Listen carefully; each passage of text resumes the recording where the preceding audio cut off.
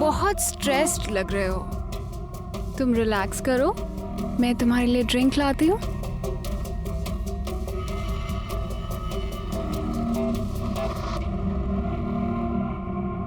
देखो, मुझे पता है कि तुम बहुत थक चुके हो, पर मुझे बताना तो पड़ेगा ना कि मुझे याद है, अच्छी तरह से याद है मुझे, और पैसों का इंतजाम कर रहा हूं मैं। बहुत जल्द तुम्हें बाकी के पैसे मिल जाएंगे।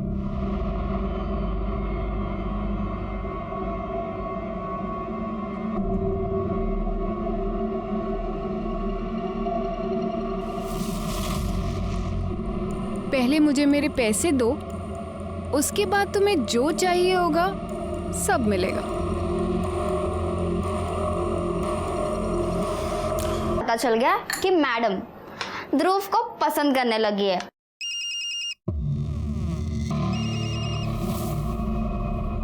अरे नाश्ता तो करके जाओ, बीच में ही छोड़ के चले गए।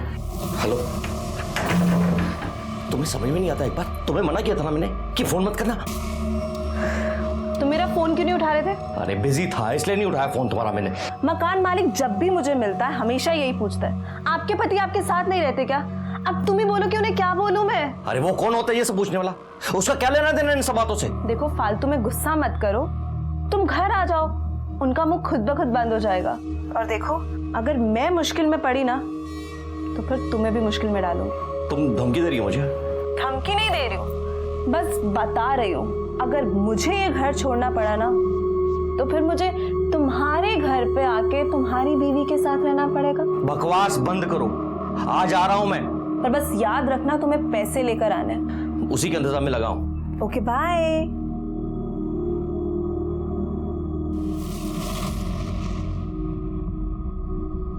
क्या बात है, कुछ ज्यादा ही परेशान लग रहे हो, कुछ प्रॉब्लम है क्या? वो ऑफिस में थोड़ी प्रॉब्लम चल रही है।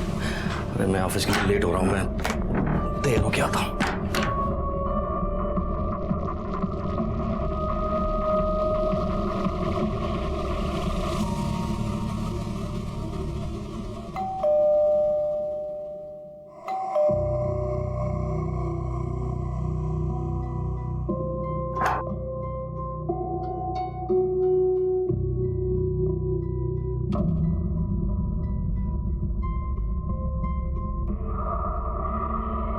आओ आओ।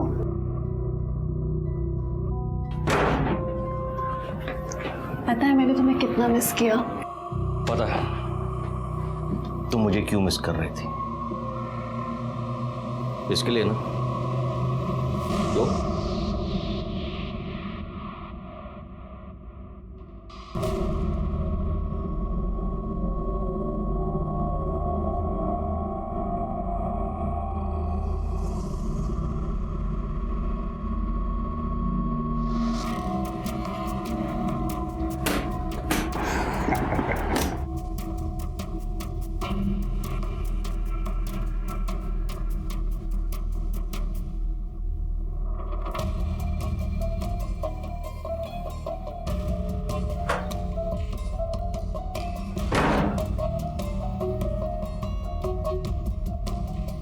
बहुत स्ट्रेस्ड लग रहे हो।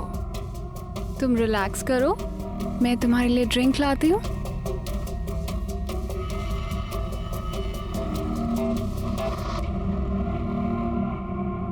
देखो, मुझे पता है कि तुम बहुत थक चुके हो, पर मुझे बताना तो पड़ेगा ना कि मुझे याद है, अच्छी तरह से याद है मुझे, और पैसों का इंतजाम कर रहा हूं मैं। बहुत जल्द तुम्हें बाकी के पैसे मिल जाएंगे।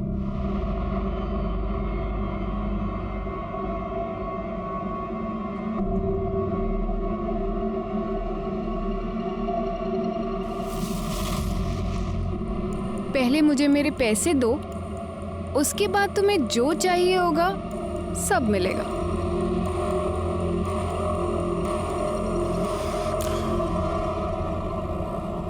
बड़ों का भी यही प्रॉब्लम है। मुझे ना रोज 2-2 सब्जियां बनानी पड़ती हैं। किसी को ये नहीं पसंद है, किसी को वो नहीं पसंद है। देखो कितनी सब्जियां लेके आई हूं। कुछ भी। बस बस बस भैया, बस। ममता देख, कुसुम आंटी आई हैं। आंटी, चल चल चल चल चल चल चल। आंटी आप कैसे हो? ये हमारे दूर की चाची हैं, इंदौर से आई हैं। अच्छा। मैं अभी मिल के आती हूँ। नमस्ते, कैसी हैं आप? ठीक। आज अचानक यहाँ पर कैसे आना हुआ? इन दोनों की बहुत याद आ रही थी और इन दोनों को तो आती नहीं है। ऐसे देखने जाए तो किसी को नहीं आती। कोई फोन करके पूछता भी नहीं है मुझे कि जिंदा हूँ कि मर गई। नहीं, चलिए ना ऊपर चल के बात करते हैं। हाँ हाँ चलिए चलिए। चलो आंटी। चलो आ जाओ। अरे तुम क्यों चिंता करती हो? मैं हूं ना। मैंने तुम्हें आज तक किसी बात के लिए मना किया क्या? मैं सब कर दूंगा। तो बात यहाँ तक पहुँच चुकी है, रहे मेरे घर में रहे और गुलामी उसकी कर रहे हो। तुम गलत समझ रही हो सोनल, वो बात नहीं है। अच्छा, तो क्या बात है? चल क्या रहा है? मुझसे तो कभी इतने प्यार से बात नहीं की जितनी उस कमीनी से कर रहे थे। क्या बकवास कर रही हो तुम? और किसी के भी सामने शुरू हो जाती हो तुम। एक मिनट, किसी के भी सामने मतलब? ये तो घर की है ना। और जब तुम्हें मेरी चिंता नहीं है तो फिर इनकी चिंता क्यों कर रहे हो? चले क्यों गए? यही बात करो ना। बेशर्मी की हद तो वैसे ही पार कर चुके हो। सबके सामने बात कर लोगे तो क्या चला जाएगा? दीदी शांत हो जाइए। आप लोग बैठिए, मैं चाय बना कर लाती हूँ। नहीं नहीं, तुम सब लोग बैठो। चाय तो मैं बनाकर लाती हूँ, क्योंकि इसने शादी मुझसे इसीलिए तो की है कि घर में एक नौकरानी चाहिए। दीदी वाह, क्या हालत बना के रखी है। कुछ कहो कुछ पूछो तो काटने को आता है। सब ठीक है या वैसे ही? आप उधर चलो, मैं सब बताती हूँ। हुकुम सेठ, बस एक आखिरी बार पैसे दे दो। तुम्हें पैसे देने से अच्छा है मैं अपने ड्राइवर को पैसे दे दूं। कम से कम वापस तो मिल जाएंगे वहां से मुझे पैसे। माफ करना नहीं हो पाएगा। नहीं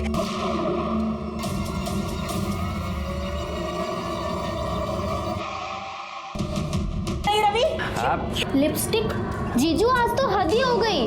अबे छोड़ो तुम लोग, नींद आ रही है मुझे, तंग मत करो। अच्छा, तो बात यहाँ तक आ गई है। सवेरे सवेरे व्यायाम करने से मस्त फील होता है, अच्छा लगता है एकदम। वो देखो, अरे बच्चे लोग, अरे क्या कर रहे हो तुम लोग? हाँ, अरे जिसकी गाड़ी होगी अगर उसने देख लिया ना तो बहुत मार पड़ेगी तुम लोगों को। अरे अंकल, ये किसी की गाड़ी नहीं है। 2 दिन से ही यहीं पे और कोई लेने भी नहीं आया।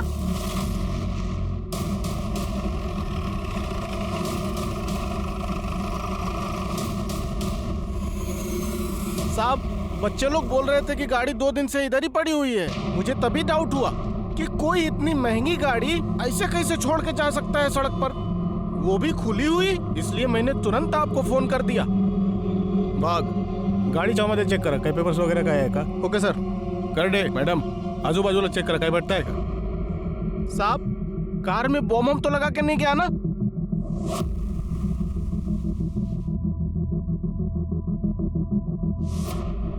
सर, हे बघा, तुम्ही इथेच थांबा।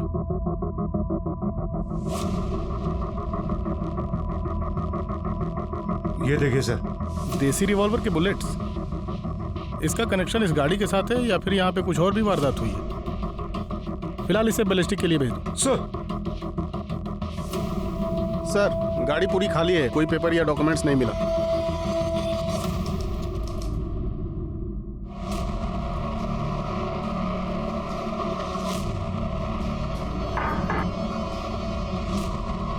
तू यहाँ?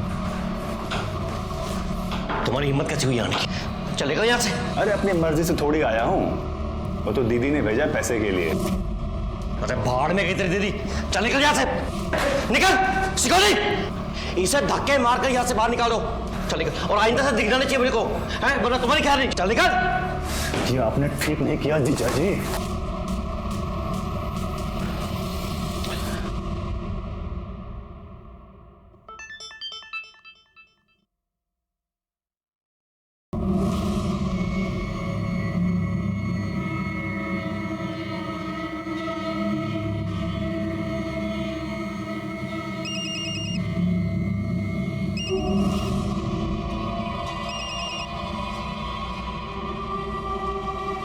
ये वीडियो क्यों भेजा तुमने मुझे? ताकि तुम्हें याद दिला सकूं कि तुम्हें मुझे पैसे देने हैं। मुझे ब्लैकमेल करना बंद करो। वरना अच्छा नहीं होगा। सॉरी, पर मैं भी तो वही कर रही हूँ ना जो तुमने किया। मेरे भाई को पैसे देने के बजाय उसे सबके सामने बेइज्जत कर दिया, उसे उठाकर बाहर फेंका दिया। तुम्हें पता है वो कितना रो रहा है? अब उस वजह से ना मुझे भी बहुत दुख हो रहा है। सोच रही हूँ कि ये वीडियो ना तुम्हारी बीवी को भेज दो, तो फिर सब ठीक हो जाएगा, है ना? नहीं, देखो ऐसा मत करना, ऐसा कभी मत करना। मैं आता हूँ तुम्हारे पास, मैं आके बात करता हूँ, ठीक है? मैं अभी आ रहा हूँ।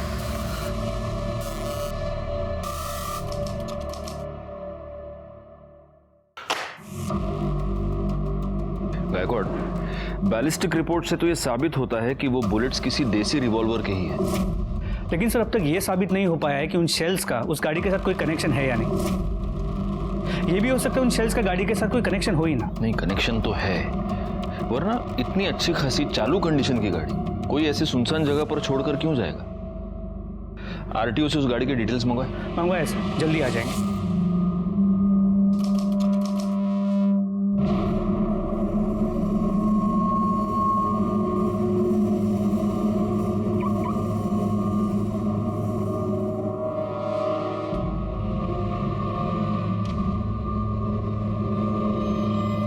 मुझे सिर्फ 2 दिन का टाइम दे दो। 2 दिन में मैं पूरे 1 करोड़ रुपए तुम्हें लाके दे दूंगा, लेकिन प्लीज मुझे इस वक्त सिर्फ 2 दिन का टाइम दे दो प्लीज। और अगर पैसे नहीं अरेंज हुए तो?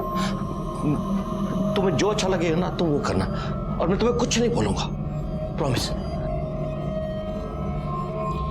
ठीक है। Thank you.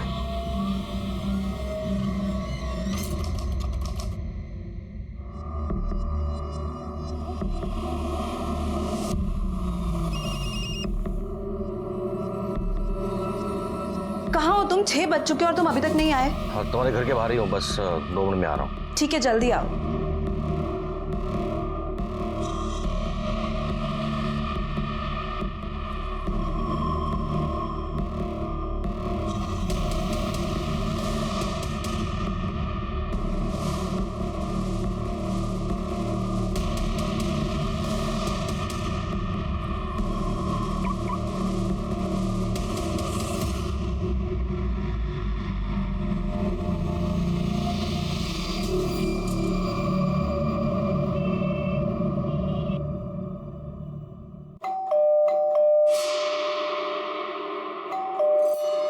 अरे कोई खोलता क्यों नहीं? कितनी देर से बेल बजा रही हूँ। अरे शशिकला ताई, कोई फायदा नहीं है। मैं 1 घंटे पहले डोर बेल बजा के गया हूँ। अरे पुलिस को बुला लेते हैं, 2 दिन से दरवाजा बंद है, इतनी गंदी बदबू आ रही है, पता नहीं अंदर क्या हुआ है।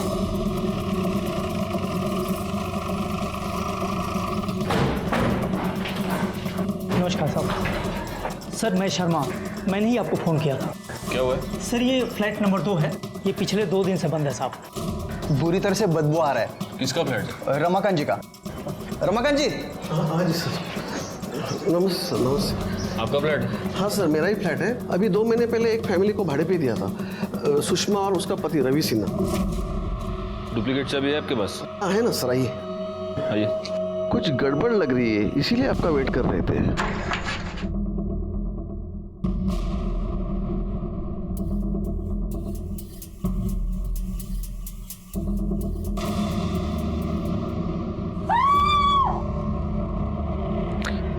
इन सबको बाहर निकालो। गायकवाड़, पूरे घर की तलाशी लो, देखो कुछ मिलता है क्या। सर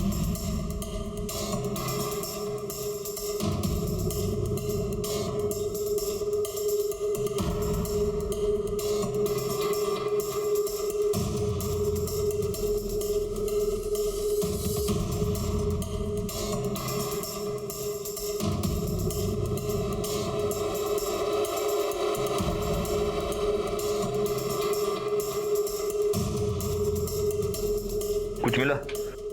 नहीं सर, कोई आईडी प्रूफ या कोई मोबाइल वगैरह कुछ नहीं मिला।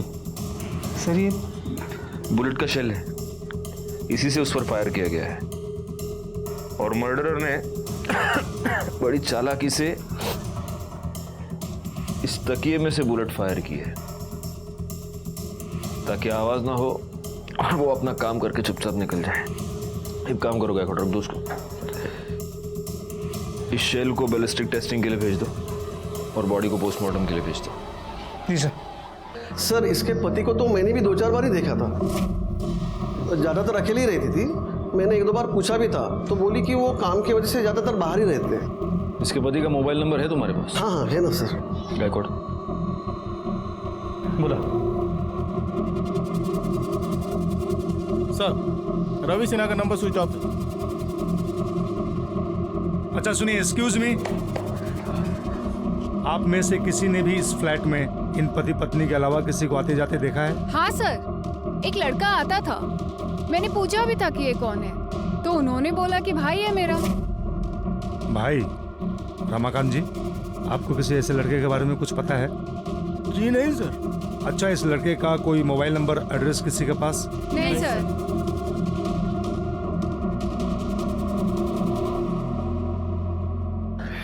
गायकवाड़, इस रमाकांत से रेंट एग्रीमेंट की कॉपी ले लो और ये जो सीसीटीवी कैमरा है उसका फुटेज निकलवाओ, शायद उसमें कुछ मिल जाए। हाँ अभी रखो तुम फोन, में बाद में फोन करता हूँ। चलो रखो। सर, इस रेंट एग्रीमेंट में रवि सिन्हा ने अपना परमानेंट एड्रेस अपने ऑफिस का एड्रेस दिया है, मतलब ओसवाल कंस्ट्रक्शन के ऑफिस का एड्रेस। और रवि और सुषमा दोनों के फोन अभी भी स्विच ऑफ है। सर सुषमा जो सिम यूज कर रही थी वो नंबर के लिए उसने अपने पिछले वाले फ्लैट का एड्रेस दिया था जो 6 महीने पहले छोड़ दिया उसने। एक काम करो, सुषमा और रवि दोनों के मोबाइल लोकेशन और कॉल डिटेल्स निकालो। सर रवि सिन्हा वो तो 2-3 दिन से छुट्टी पे हैं, 12 मार्च एंड 13 मार्च, मगर आज आने वाले थे, अभी तक आए नहीं। मैंने उन्हें फ़ोन भी लगाया मगर उनका फ़ोन नहीं लग रहा है। बस सर आप ये सब बातें हमसे क्यों पूछ रहे हैं? Is there any problem? वो एक्चुअली उनकी वाइफ का मर्डर हो गया। वाइफ का मर्डर? कब? पक्का तो नहीं कह सकते, लेकिन शायद परसों शाम। अभी 1 घंटा पहले तो मेरी उनकी वाइफ से बात हुई है, ऐसा कैसे हो सकता है?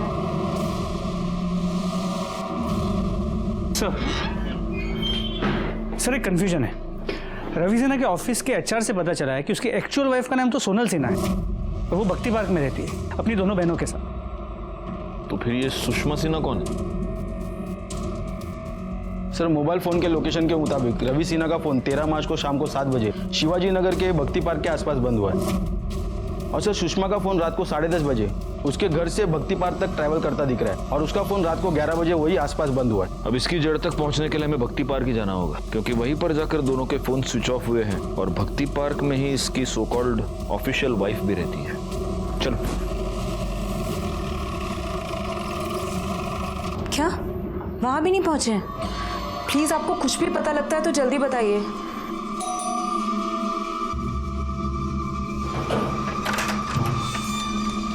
क्या हम अंदर आ सकते हैं? जी आइए ना। सर जीजा जी कहाँ हैं? रवि सिन्हा कहाँ है? सर पता नहीं कहाँ है वो।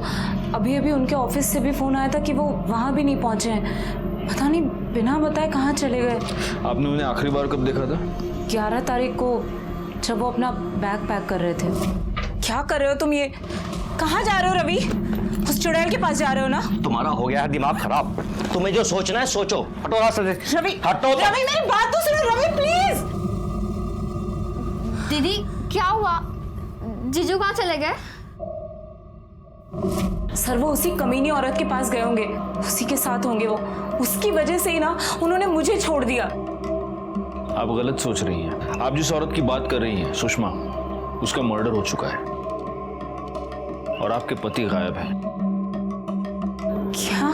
ये क्या बोल रहे हैं आप अपने और आपके पति के बारे में कुछ बता सकती हैं? सर हम दोनों मैट्रिमोनी साइड से मिले थे। कुछ 4 साल पहले हमारी शादी हुई थी। फादर नहीं थे मेरे और शादी के बाद मम्मी की भी डेथ हो गई थी। फिर रवि ने डिसाइड किया कि ये दोनों भी हमारे साथ ही रहेंगी। सर जीजू बहुत अच्छे हैं, उन्होंने हमेशा हमारा ध्यान अपनी बेटियों की तरह रखा, कभी फील नहीं होने दिया कि हमारे माँ बाप नहीं है। सर प्लीज सर जीजू को दूर दीजिए सर, प्लीज प्लीज सर।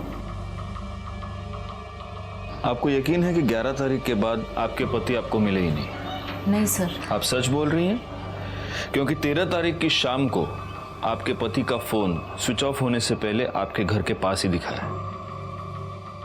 लेकिन सर वो जब से यहाँ से गए घर कभी वापस आए नहीं और हमें तो पता भी नहीं है कि वो घर के आसपास भी आए होंगे। तो अगर आपके पति आपसे कांटेक्ट करते हैं या उनके बारे में आपको कुछ भी पता चलता है, आप सबसे पहले हमें फोन करेंगे। जी सर। चलो बैठो। ये लॉबी का कैमरा चल रहा है? नहीं साहब, ये चालू नहीं है। ये कैमरा? हाँ साहब, वो चालू है।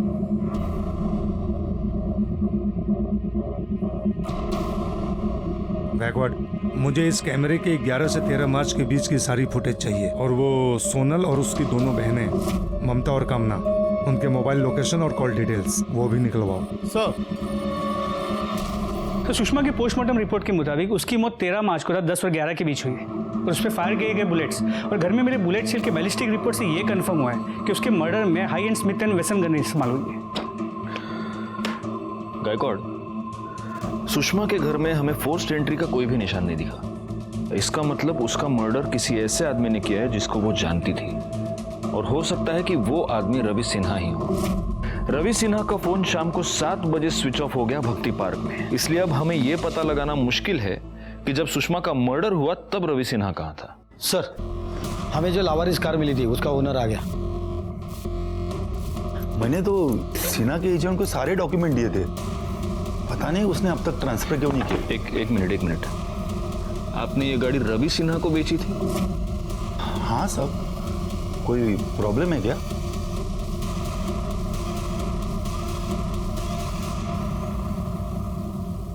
किर्लोस्कर का यह कहना है कि उसने वो गाड़ी रवि सिन्हा को बेची थी। उस गाड़ी के पास हमें जो बुलेट के शेल्स मिले वो देसी रिवॉल्वर के, और सुषमा का murder Smith and Wesson gun से किया गया है।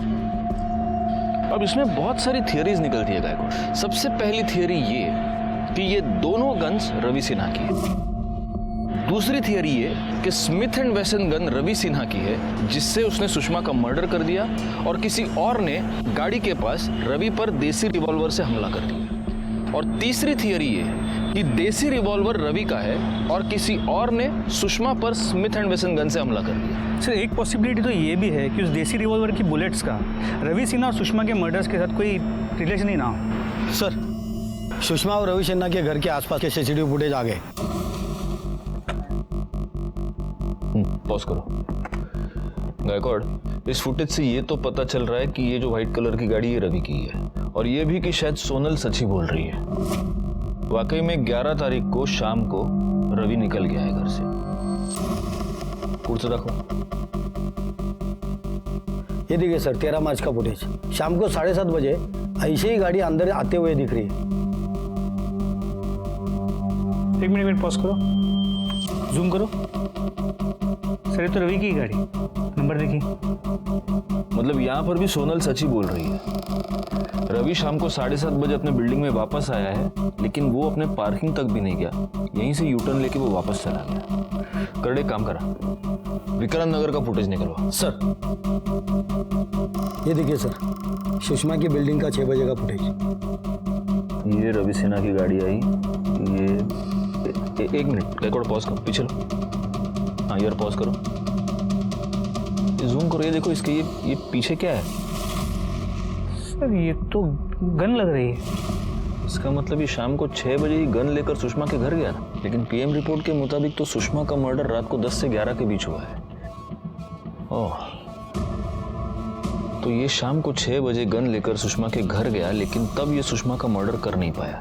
फिर ये वापस भक्ति पार्क अपने घर गया, फिर ये भक्ति पार्क से निकला और रात को ये सुषमा का मर्डर करने के लिए वापस गया। एक काम करो, रात को 10 बजे का फुटेज चेक करो।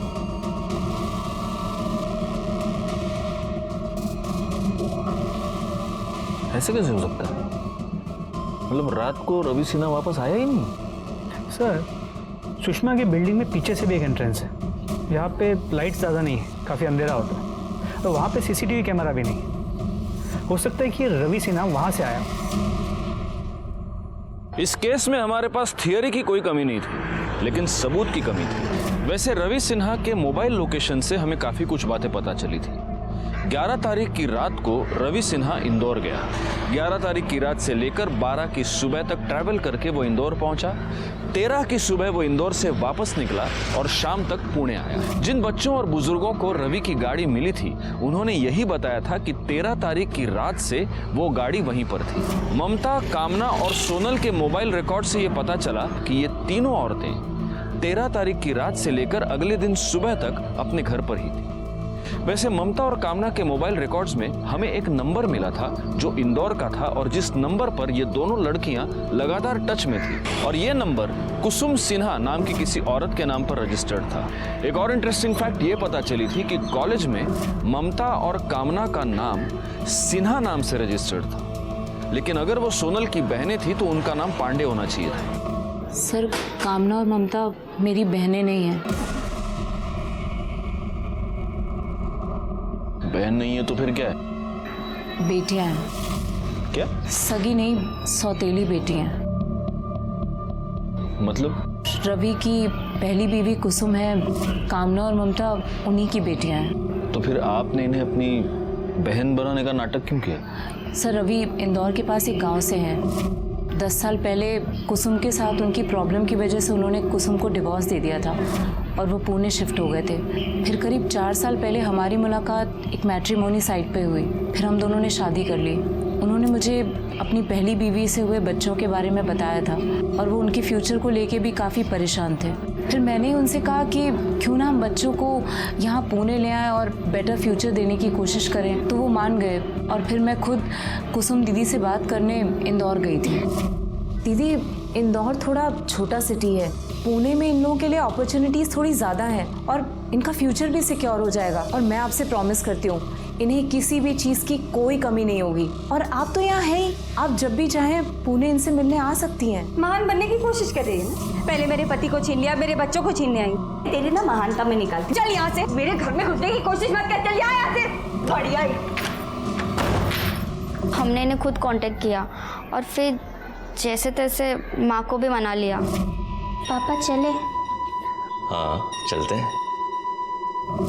तब से ये दोनों यहाँ रहने लगी और रवि तो आज भी कुसुम दीदी को उनका खर्चा देते हैं। नहीं, लेकिन अभी भी मेरे एक बात समझ में नहीं आ रही कि रवि अपनी ही बेटियों को अपनी सालिया बनाकर यहाँ पर क्यों रख रहा था? सर, उन्हें लगता था कि अगर वो इन्हें अपनी बेटियां बताएंगे तो उनके करियर में प्रॉब्लम हो सकती है। उनके ऑफिस में कोई नहीं जानता था कि उनकी पहले भी एक शादी हो चुकी है और उससे उन्हें बच्चे हैं। खैर, 11 तारीख के बाद रवि ने आपसे कांटेक्ट करने की कोई कोशिश की? उसकी कोई खबर? नहीं सर। हाँ बोलो। ठीक है, हम वहाँ आते हैं। सर, एक आदमी की डेड बॉडी मिली है। कहाँ पर? सर, उस दिन में जो गाड़ी मिली थी उसके पास एक मटन शॉप है, उसके पीछे। ये रुक, पुलिस आ गई, फोन रख। साहब, मैं रमजान, मैं ही आपको फोन किया था। आओ पीछे की साइड में।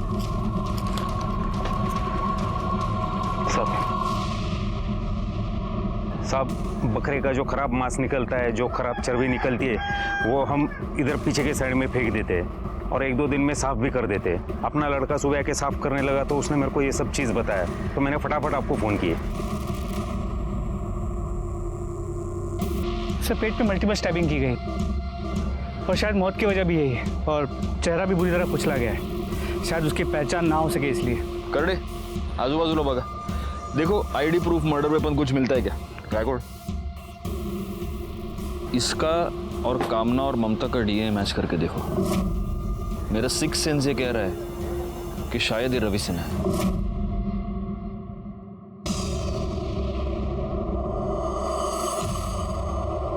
सर, आपका 6th सेंस सही निकला। उस बॉडी का डीएनए कामना और ममता के डीएनए के साथ मैच करता है। मतलब अब ये कंफर्म है कि वो बॉडी रवि सिन्हा की ही है। यस।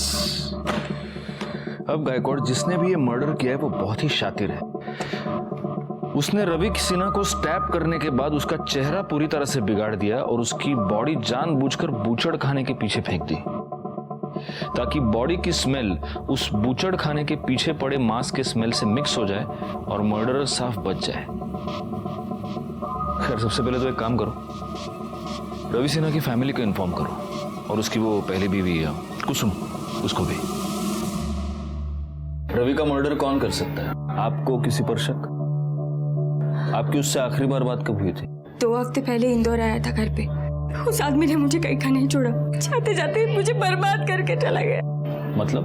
12 तारीख को घर पर आया था, मुझे बोला कि अरे नहीं, मैं झूठ नहीं बोल रहा हूँ। मैं खुद बच्चों के लिए इतना कुछ कर रहा हूँ ताकि उनका फ्यूचर बन सके, वो अपने पैरों पे खड़े हो सके। मैंने अपना सब कुछ गिरवी तक रख दिया और तुम हो के एक साइन नहीं कर सकती हो। मैं बच्चों के लिए ना कुछ भी कर सकती, लेकिन मुझे तुम पर भरोसा नहीं है। अब क्या दिख रहे हो? दो, कहाँ साइन करना है? यहाँ साइन करो। ये लो। कहाँ करना है? बच्चों का नाम लेकर मेरे सर से छत छीन ली। अरे आप लोग मेरे सामान क्यों बाहर निकाल रहे हैं? मैंने 50 बार कहा है, अगर मैं अपना घर बेचूंगी तो मुझे नहीं पता होगा क्या? ये तुम्हारी साइन है ना? हो गई तसल्ली? मैंने पैसे दिए इस घर के लिए, अब ये घर मेरा है। चलो इसका सामान बाहर निकालो सब लोग। तो उस वक्त रवि कहाँ था? वो कमीना 13 तारीख को पैसे लेकर चला गया। जीते जी तो उसने मुझे घर से बाहर कर ही दिया था। मेरा एक आखिरी सहारा था, वो भी मुझसे छीन लिया। हाँ, पैसे लेके निकल गया। ठीक है। विक्रांत नगर में मिली एक औरत की लाश। पुलिस को उस औरत के पति पर शक था, पर वो पति मर चुका है। तो आखिर में कौन है इन दोनों कत्ल के पीछे? पुलिस का कहना यह है कि वो तहकीकात कर रही है और इससे ज्यादा जवाब उनके पास नहीं है। बोला। सर, मेरा नाम प्रकाश पेठे है। मैं एक बिजनेसमैन हूँ। मुझे एक कंप्लेंट लिखवानी है। सर, कोई मुझे फेक वीडियो दिखाकर ब्लैकमेल कर रहा है। Fake video? सर, कुछ महीने पहले मैं एक आशा नाम की लड़की से मिला। वो मुझे बहुत अच्छी लगी, हम दोनों का अफेयर हो गया। फिर एक दिन जब उससे मिलने मैं उसके घर गया तो मैंने देखा किसी ने उसे चाकू मारा हुआ है। सर, जब मैं वहाँ पहुँचा तो वो जिंदा थी, तो मैंने सोचा मैं उसे बचा लूंगा, इसलिए मैंने उसके पेट से चाकू निकाला और वो तभी मर गई। और इसका किसी ने वीडियो बनाया? उसके भाई श्रीकांत ने। उसने मुझे कहा कि मैंने उसकी बहन का खून कर दिया। मैंने उसे सब सच बताया, पर वो कहने लगा कि नहीं, उसके पास वीडियो है जिसमें साफ दिख रहा है कि मैंने उसकी बहन का खून किया और वो मुझे जेल भेज के रहेगा। मैं बहुत डर गया था सर। फिर उसने मुझे कहा कि वो ये बात किसी को नहीं बताएगा और बॉडी भी डिस्पोज कर देगा, पर इसके लिए मुझे उसे पैसे देने पड़े, जो मैंने दिए भी। पर उसके बाद भी श्रीकांत और उसकी बहन मालती वो मुझे ब्लैकमेल करते रहते। अगर 2 घंटे के अंदर ना तुमने मुझे पैसे नहीं भेजे ना, तो वो वीडियो ना तुम्हारे घर वालों को भेज के ना तुम्हारी परेशानी का इंतजाम कर दूंगी। और अब 2 घंटे में मुझे उन्हें 1 करोड़ रुपया देना। ये जो वीडियो की आप बात कर रहे हैं, वो वीडियो है आपके पास? जी सर।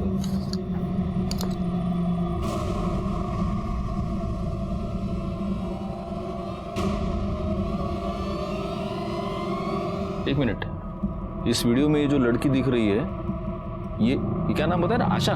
जी। नहीं, आशा नहीं, ये तो सुषमा है और इसका मर्डर 13 तारीख को हुआ है। एग्जैक्टली सर, मैं भी यही कह रहा हूँ। एक लड़की 2 बार कैसे मर सकती? बैकवर्ड, ये कोई बहुत बड़ा स्कैम लग रहा है। मतलब सुषमा ने आपको झूठे प्यार के जाल में फंसाया, फिर उसका फेक मर्डर किया गया और इसके फेक मर्डर के लिए अब इसका वो सो कॉल्ड भाई और बहन आपको ब्लैकमेल कर रहे हैं। बैकवर्ड, अब हम भी एक जाल बिछाते हैं, उस जाल में शायद ये असली कल्प्रिट पकड़े जाएं।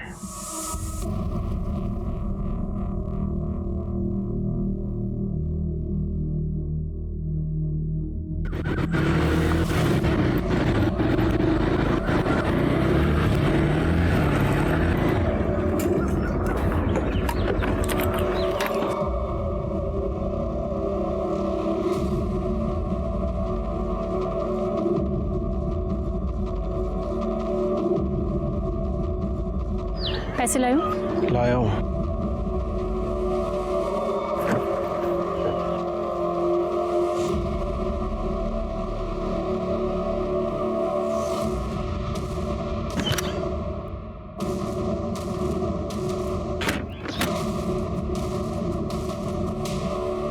अब तुम्हारी फुल एंड फाइनल पेमेंट हो गई है, अब तुम फ्री हो। सर, ये मालती और सुषमा दोनों सगी बहन थी सर।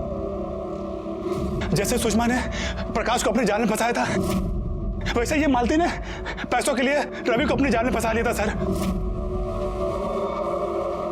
पाटिल मैडम, कन्या भी सच बोलना चाहती, उसकी भी मदद करो, उसको भी मिर्ची खिलाओ। नहीं, मैं बता रही हूँ। सुषमा ने प्रकाश के सामने मरने का नाटक किया था।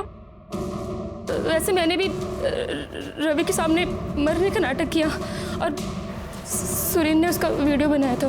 सुरेंद्र ने रवि को भी लाश को ठिकाने लगाने के बदले में पैसे मांगे थे। पहले तो रवि बहुत रोया, बहुत गिड़गिड़ाया, लेकिन जब सुषमा ने उसे धमकी दी कि अगर उसने पैसे नहीं दिए तो वो वीडियो उसकी वाइफ को भेज देगी,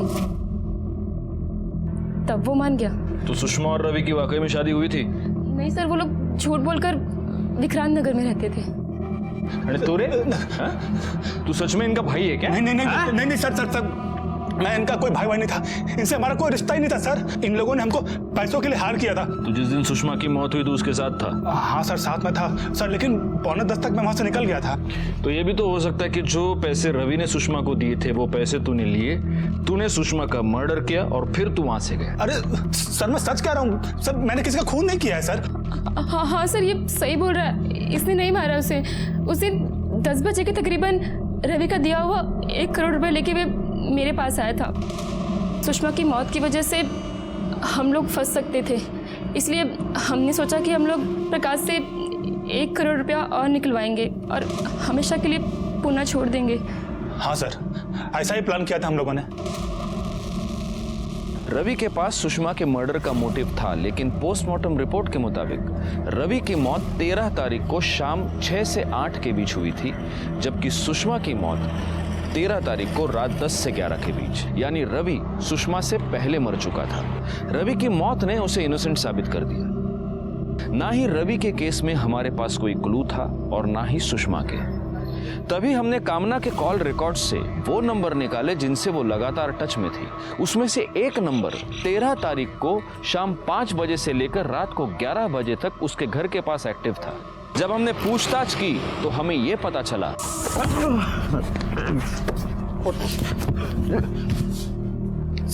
सर, मैंने सुषमा को नहीं मारा है।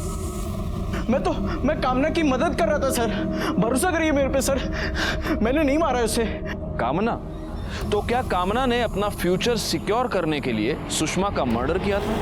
नहीं सर, मैंने सुषमा को नहीं मारा, मैं तो सिर्फ अपने परिवार को टूटने से बचाना चाहती थी सर। कामना और ध्रुव सुषमा के केस में दोनों सिर्फ मोहरे थे, असली मर्डरर कोई और ही था।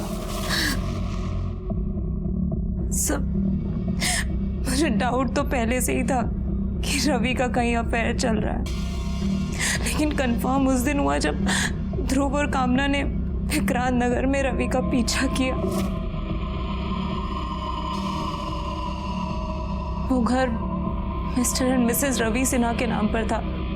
मुझे लगा रवि ने सुषमा से शादी कर ली है। सुषमा को किसी भी हाल में अपने रास्ते से हटाना चाहती थी, इसीलिए मैंने ध्रुव की मदद ली, क्योंकि ध्रुव रिच और पावरफुल फैमिली से बिलोंग करता है।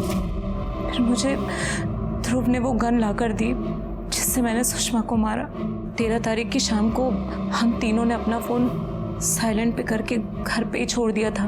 फिर हम लोग प्लान के मुताबिक सुषमा के घर के बाहर पीछे के रास्ते से पहुंचे।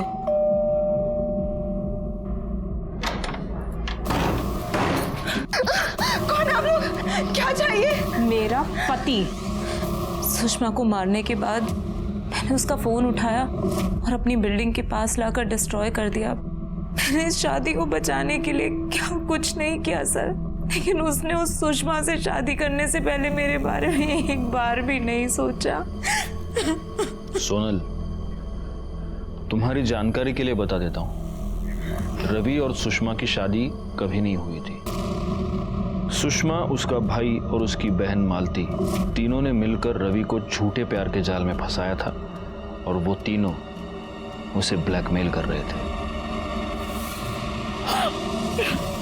सुषमा का मर्डर केस तो सॉल्व हो गया। विवेक,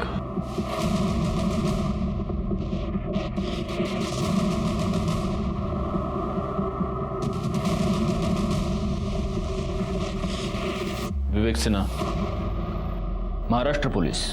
विवेक, सिर्फ एक सवाल तुमसे पूछना है, तुमने अपने पिता रवि सिन्हा का खून क्यों किया? सर आप ये क्या कह रहे हैं? जो सच है वही बोल रहा हूं। जैसे कि 13 मार्च को आपका बेटा पुणे गया था, रवि इंदौर से पुणे गया और उसके पीछे पीछे ये भी गया, और ये मैं नहीं कह रहा, ये इसके मोबाइल की लोकेशन कह रही है। देखो, हम ये कंफर्म जानते हैं कि तुमने अपने पिता का खून किया है। अब अच्छा होगा अगर तुम ही बता दो कि कैसे किया और क्यों किया। क्योंकि वो बहुत ही कमीना बाप था। 10 साल पहले सोनल से शादी करने के लिए मेरी माँ को छोड़कर चला गया। मेरे लिए नहीं तो बच्चों के लिए रुक जाइए। ऐसा मत कीजिए, ऐसा मत कीजिए। फिर मेरी बहनों को भी हमसे अलग कर दिया उसने। कामना ममता, अगर तुम दोनों यहाँ से गई तो हमारा तुमसे कोई रिश्ता नहीं रहेगा।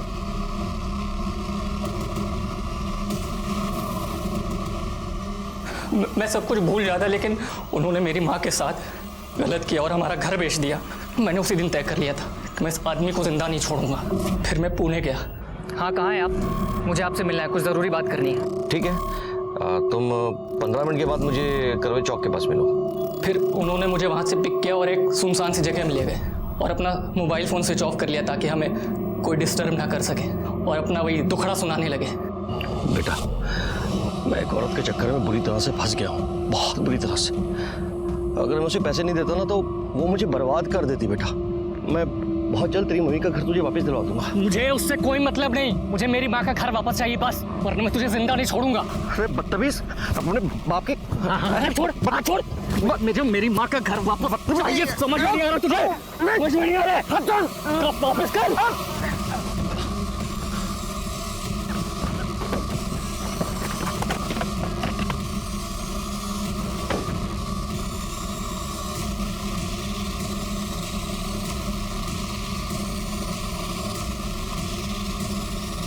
आगे मत बढ़ो वरना मैं सचमुच गोली मार दूंगा। कुचड़ खाने के पीछे फेंक दी। चाकू मैंने रास्ते में एक नदी में फेंक दिया था।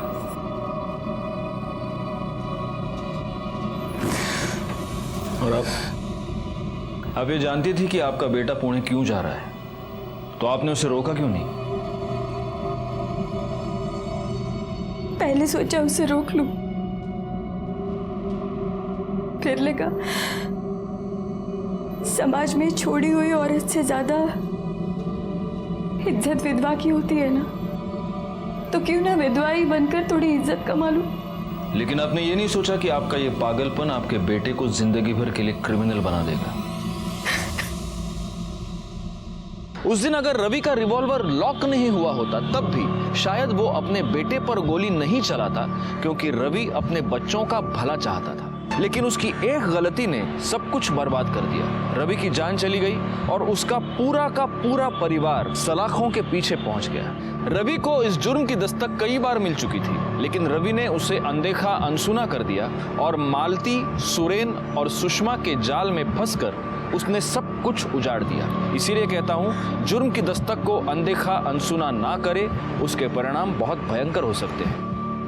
इसी के साथ मैं सीनियर इंस्पेक्टर राजेश जाधव आपसे विदा लेता हूं। दोबारा मिलूंगा, तब तक सतर्क रहिए और देखते रहिए क्राइम पेट्रोल दस्तक, क्योंकि मकसद बताना नहीं,